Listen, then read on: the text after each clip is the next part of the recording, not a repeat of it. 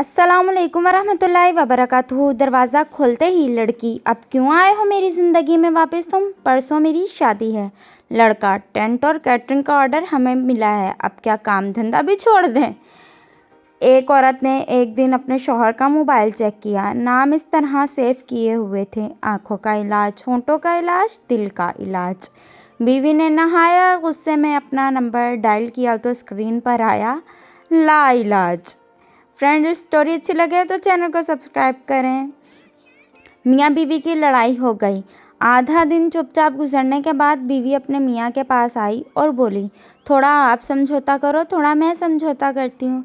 मियाँ, बेहतर है, बताइए किस तरह समझौता करना है। बीवी, आप माफ़ी मांग लो, मैं माफ़ कर दूँगी। रांझा, मैं तुम्हारे प्यार में बर्बाद हो गया हूँ, रुसवा हो गया हूँ, जलील लोख्वार हो गया हूँ। हीर ते कंजरा, मैं केरी डॉक्टर बन गई।